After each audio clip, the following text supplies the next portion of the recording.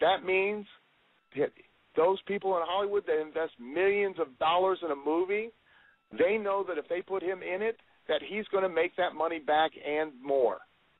And the same goes for the wrestling business. Do not fool yourselves anymore into believing that how great a wrestler you are or how well you performed or that you got a 5-star match means shit. Because at the end of the day, it don't. Because you had a 5-star match in a building that seats 2,000 people and only 800 paid to see you. And the next month that you wrestled there, 322 paid to see you. So if your match was so great, why did fewer people pay to see you?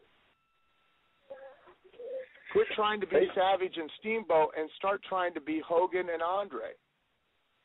Because Hogan and Andre, 93,000 people paid to see Hogan and Andre. 93,000 people did not pay to see Savage and Steamboat. So for every guy out there who wants to continue to be Savage and Steamboat and you wonder why you have yet to get an opportunity, that's why.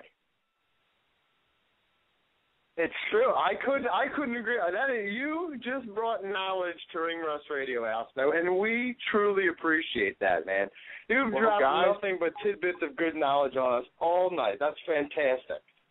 Guys, at the end of the day, that's why the business is dying, is because every single performer in the business these days all wants to be the best match on the show and not the match that sells the most tickets.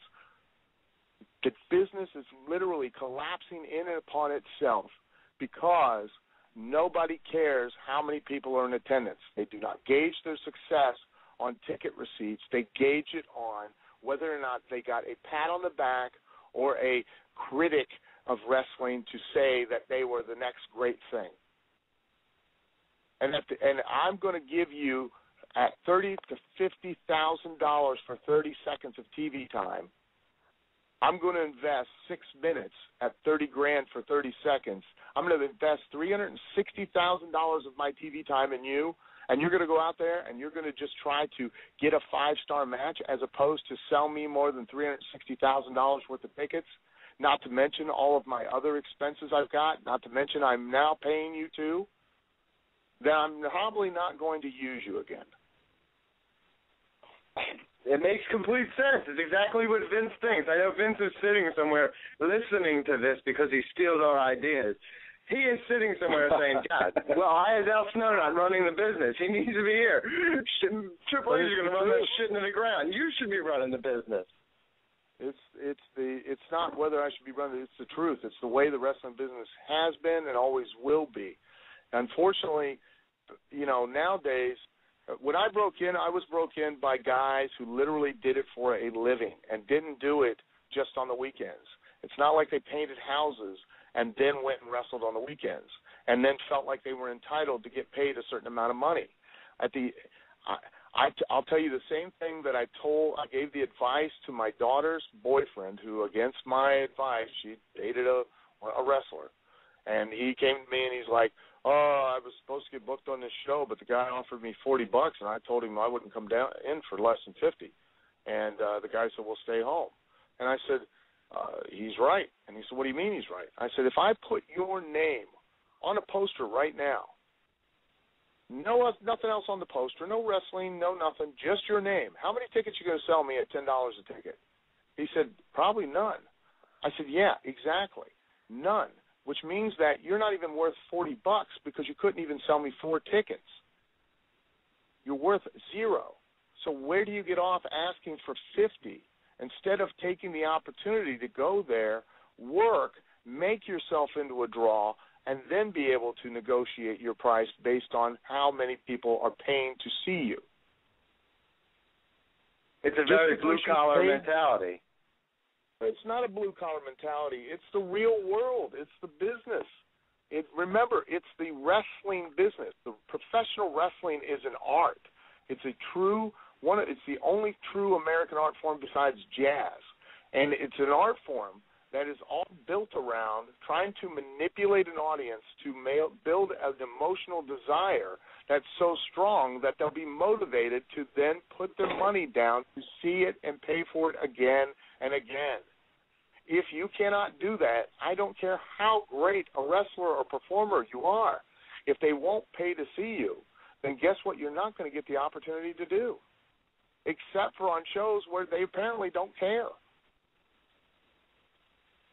And this is all true. This is great, Al. I love this. You got to come on more and you got to preach the gospel to us, man. This is how it is. This is fantastic.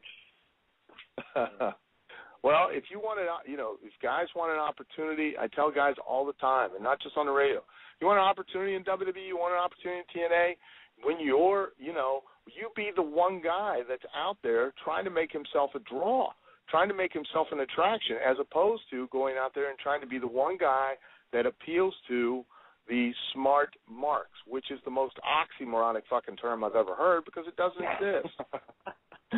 You can't be smart to something. If you've never have a stake in the business, you don't have a personal investment in the business, I don't care how much knowledge you have about it, you're not smart to it because you don't have any experience in it. That's like me going and telling a doctor how to fix my leg if I break it. I'm not a doctor. Even if I went on WebMD, watched every episode of House and ER and Dr. Oz and every other doctor show, and even went on the New England Journal of Medical Science every single day. Guess what I've never done? I've never had experience as a doctor. So therefore, I can't be a doctor. So if you've never had experience and don't have a personal stake in the wrestling business, I don't give a shit how much actual knowledge you have about the wrestling business. At the end of the day, you're still not a professional wrestler because you're not in the wrestling business where you need to make a living and you have to feed your family based on your performance in that ring and on the mic to motivate people to want to pay to see you. You're entitled to your opinion. You're entitled to your opinions because you paid to see it. You paid to see the performance.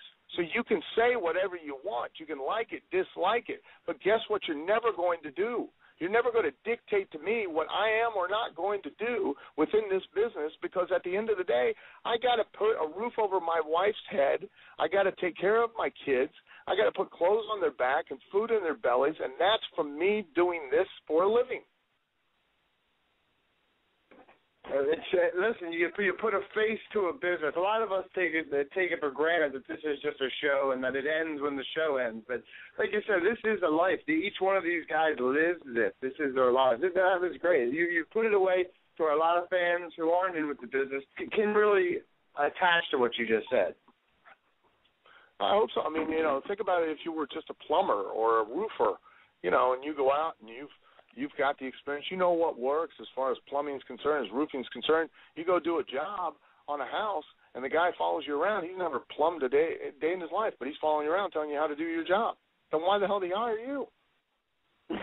Why don't you just do it himself?